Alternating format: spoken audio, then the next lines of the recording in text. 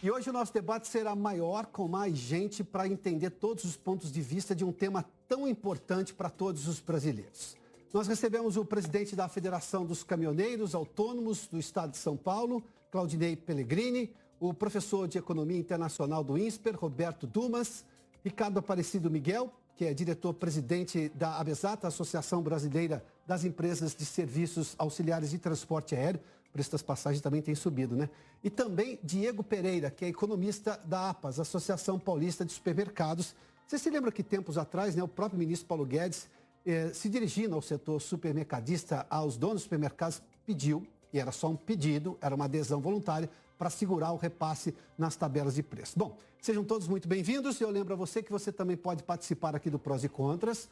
Nos acompanhe pelas redes sociais, entre no site da Jovem Pan, jovempan.com.br e vote na nossa enquete. Com a redução do preço dos combustíveis que finalmente tem chegado, os alimentos também vão ficar mais baratos, sim ou não? A gente já tem ali, olha, só para você ter uma ideia, 74% acreditam que sim, que isso vai chegar agora na cadeia dos alimentos. Mas 30%, quase 29,26%, nesta prévia da nossa pesquisa, da nossa enquete, dizem que não. Bom, sim ou não? Responda lá. Quem tem razão? Hoje o IBGE divulgou o IPCA 15, que é essa prévia da inflação do mês. O número teve alta de 0,13%, mas veio bem abaixo do mês passado, que tinha sido de 0,69%. Antes da gente conversar com os nossos convidados, vamos lá, só para a gente entender esse dado, porque isso é, obviamente, uma média. Nós estamos falando da média da inflação medida pelo IBGE, e aqui é esse 0,13. Tá, o 0,13 é um número positivo, muito menor do que se eu comparar, por exemplo, com o mês de junho. Isso aqui é de julho, né? 0,69 foi em junho. Lá em julho do ano passado, o IPCA 15 foi de 0,72 para 0,13. É, sim, uma queda importante, mas o acumulado do ano já é de 5,79. E se a gente olhar dos 12 meses, ou seja, pegando os últimos 12 meses, nós temos 11,39%. Tá, os números são melhores? São, mas isso não se reflete ainda em boa parte dos preços, sobretudo nos supermercados ou no dia a dia. Vamos lá, porque nós temos agora a opinião dos nossos convidados. Claudinei Pellegrini, que é do setor dos caminhoneiros, seja bem-vindo, boa tarde. Boa tarde, Alberto, boa tarde aos amigos da Jovem Pan.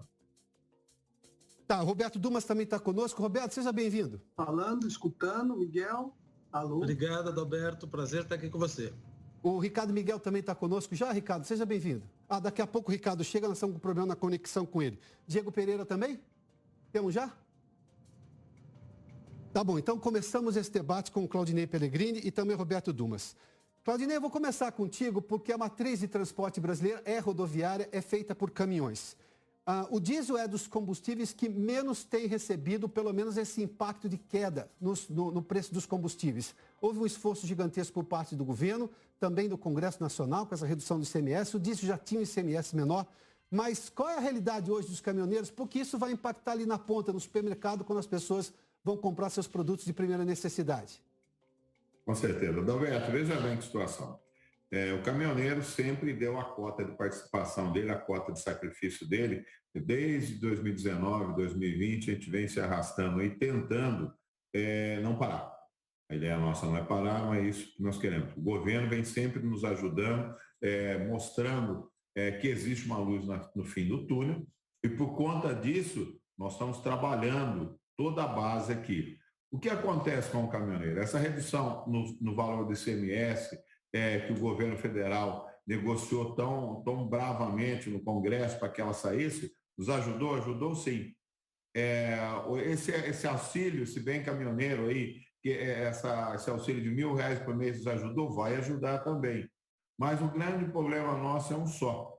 Nós estamos aí desde 2018 aguardando que o ministro Fux julgue uma planilha de custo, que não é tabela de frete, é uma planilha de custo, para que a gente saiba realmente que nós estamos há 5, 7 anos sem ter nenhum aumento no valor do frete. Nós queremos acreditar assim, que agora, com essa redução, não só o caminhoneiro vai mais uma vez dar a sua cota de sacrifício, mas também os produtores, lá na base, com as mercadorias, com a redução do preço do óleo diesel para as máquinas deles. Vamos acreditar nisso, vamos trabalhar para isso. Nós queremos ver o nosso país crescendo a todo dia, a todo momento, e fazer com que isso prossiga por mais tempo. Roberto Dumas, a gente viu pelos números aí divulgados hoje pelo IBGE que sim, há algo que se chama de uma desaceleração na inflação. É positivo porque a gente estava tendo altas recentes, mas quanto tempo isso demora para chegar, obviamente, lá na cadeia, que impacte, por exemplo, a vida do caminhoneiro em relação ao que ele paga, por exemplo, no diesel, nos custos que ele tem, inclusive com manutenção de caminhões, e, claro, o que vai gerar de redução de preço nos preços dos produtos dos supermercados? Veja, sem dúvida, o que aconteceu agora com o ICMS deu uma ajuda, contribuiu para a desaceleração da inflação. Mas o ICMS, ou seja, essa desaceleração da inflação, ela ocorreu em relação ao ICMS só nesse mês. No mês que vem vai depender de outros pontos. Por exemplo, quais seriam os outros pontos? Precisa saber até que ponto o Banco Central vai puxar a taxa de juros. Então, só para ir direto à questão. Dado que essa política de dar mais, que eu concordo que o governo fez, uma política fiscal expansionista do auxílio caminhoneiro, de reduzir o ICMS, isso aumentou a demanda da população, é bem provável que o Banco Central, para tirar um pouco isso daí, ele vai ter que puxar mais a taxa de juros do que a gente estava imaginando. Há um tempo atrás, algumas semanas atrás, nós achávamos que o limite da taxa de juros básica iria ficar em 13,25. Agora, provavelmente, deve chegar até o final do ano 14,25. Qual é o ponto bom, qual é o ponto nevrálgico aí?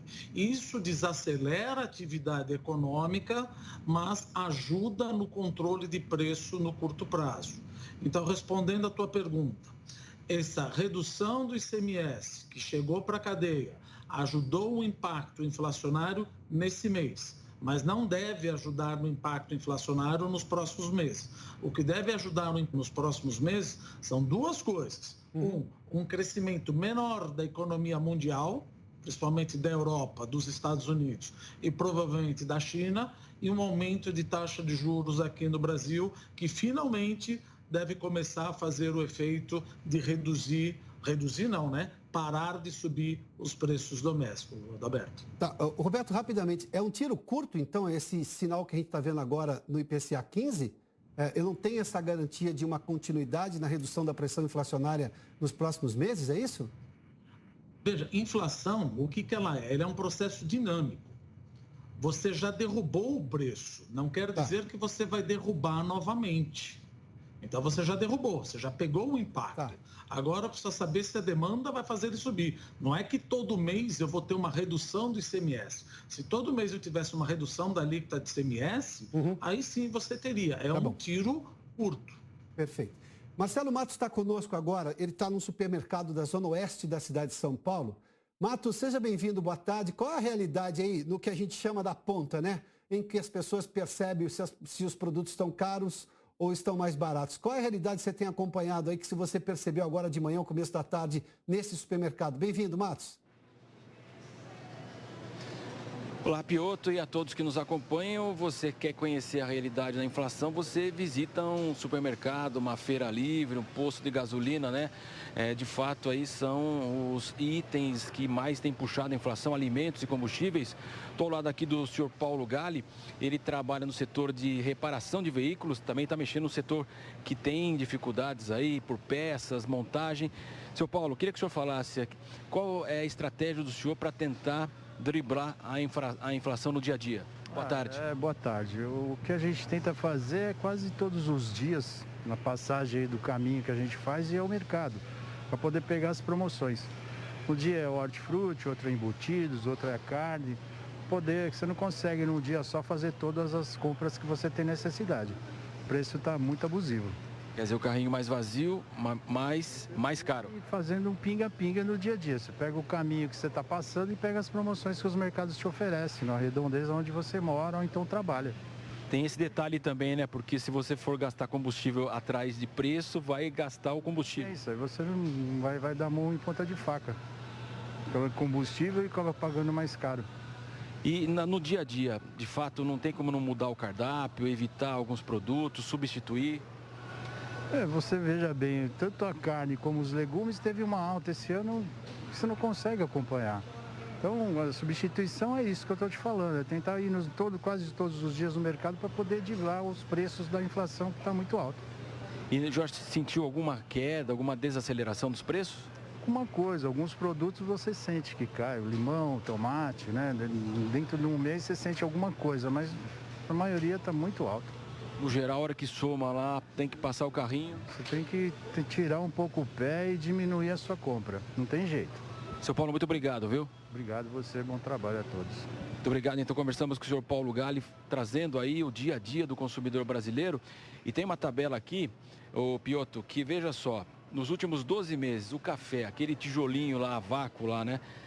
Houve um incremento de 60%, não é brincadeira, né? Leite longa-vida, 51%. E a gente lembra que o Brasil é um dos maiores produtores de café, de leite, né? Derivados, tubérculos e também legumes, 50%. Hortaliças, 32%. Então, frutas, 32%. Então, claro, não existe aí uma reparação parecida com o salário dos consumidores. Então, a inflação corrói o salário, como disse o senhor Paulo.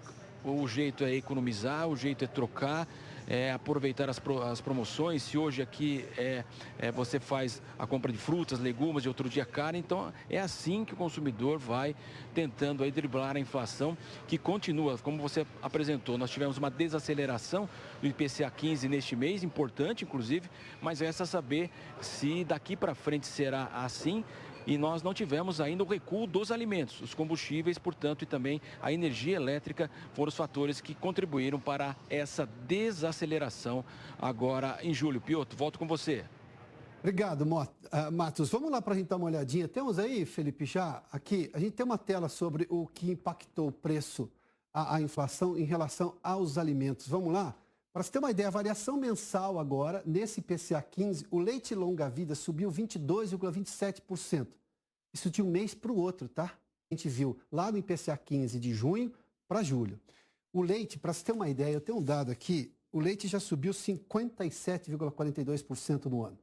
Vamos lá, manteiga, por exemplo, 4,25 de alta, feijão carioca, que é da base da alimentação do brasileiro, 4,25, frutas 4,3 e o queijo, que é um derivado de leite, e daí, obviamente, tem repasse também, 3,22%. Se a gente olha para essa situação aqui, a gente percebe que esses produtos todos, eles são do consumo diário do brasileiro e todos eles sofreram uma alta. Deixa eu colocar mais gente aqui no debate, o Ricardo Miguel está conosco, que ele é do setor de transporte aéreo. Ricardo, seja bem-vindo, boa tarde. Boa tarde, Adalberto. Cumprimento aqui a todos que nos acompanham aqui hoje. Estamos com a imagem do Ricardo também? Temos aí ou não temos ainda? Ah, sim. Ricardo, deixa eu lhe fazer uma pergunta, colocar você nesse debate, porque a gente viu, por exemplo, as passagens aéreas subirem bastante nos últimos tempos. Subiu também, sejamos justos, o querosene de aviação. Eu tenho aqui uma alta do querosene de aviação, em julho foi de 3,9%, mas se eu calcular um pouco maior, ou seja, se eu olhar para o tempo 2022, já tem 70% de aumento do querosene. As passagens, obviamente, subiram também. Os brasileiros estão andando de carro porque agora a gasolina está um pouco melhor, o etanol também. Mas esse setor aéreo emprega muita gente e é responsável por exemplo, fazer andar o setor de serviços, sobretudo de turismo. Qual a sua perspectiva? As companhias aéreas estão conseguindo resistir isso sem repassar tudo que elas têm do querosene, que representa, acho que, em torno de quase 40% do preço da passagem, não é? Exato, Adalberto, exatamente isso. De 1/3 a cerca de 40% do custo da passagem aérea, do transporte aéreo, está no querosene, em especial das aeronaves a jato, que suportam o transporte aéreo regular. Um dado muito interessante, de 2010 para cá, o transporte de passageiro interestadual já é maior do transporte aéreo do que o transporte rodoviário. Então, ele deixa de ser um item de luxo ou supérfluo, passa a ser essencial para a sociedade.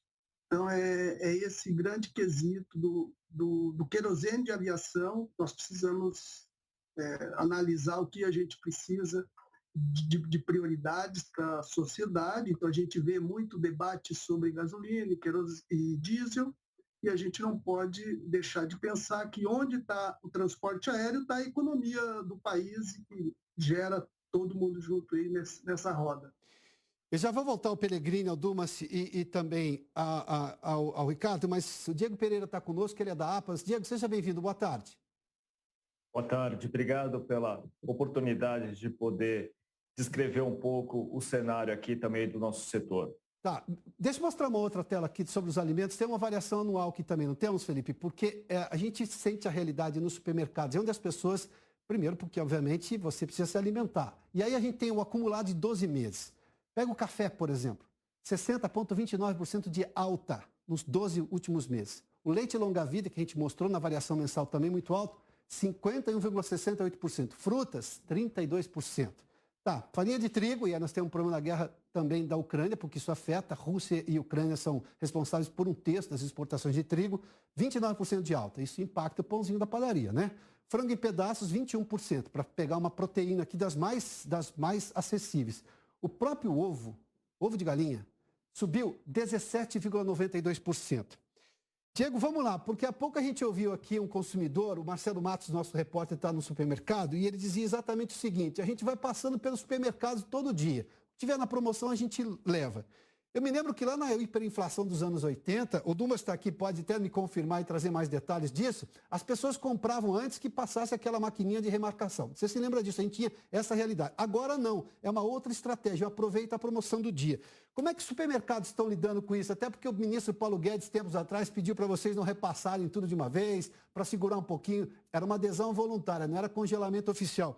Mas qual é a posição dos supermercados, Diego?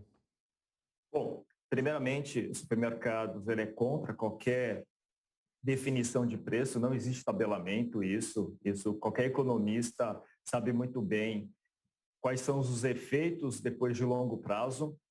E querendo mencionar, você me trouxe aí uma lista de produtos, né? E o café você mostrou aí 66% nos últimos 12 meses. Isso é IPCA. Nós temos o nosso indicador, o índice de preço aos supermercados, onde os produtos que estão dia a dia na mesa da população brasileira, eles acabam tendo um peso um pouco maior. E pelo nosso índice de preço aos supermercados, o café, por exemplo, ele já acumula uma alta de 77% nos últimos 12 meses. Tá? Alguns movimentos, a gente teve muitas variações climáticas que acabaram provocando uma queda em muitas safras, hortifruti granjeiro também tivemos problemas no início do ano, mas somando, colocando na balança, né, todas essas altas de preços que a gente acaba vendo, tem um impacto direto ali, a partir de março de 2020, onde a gente vê um aumento significativo na valorização das commodities essas que servem desde ração animal para as proteínas, os movimentos aí que a gente vê do quilo do frango, né? Que também o frango tem outra variável recente, que é a gripe aviária, né? Nos Estados Unidos e algumas regiões da Europa, que acaba intensificando também a demanda por essas proteínas brasileiras. Então a gente tem um cenário, hoje em dia, o cenário é muito amplo e complexo, né? Qualquer variação, guerra na Ucrânia, impacta diretamente nos preços aqui. Mas se for para colocar na balança um ponto fundamental, é a questão do petróleo. O preço do petróleo impacta diretamente na cadeia logística, o Brasil extremamente dependente do modal rodoviário e também os fretes marítimos, né? Qualquer mercadoria que chega no Brasil, ele já chega com um valor um pouco mais excessivo por conta dos fretes marítimos.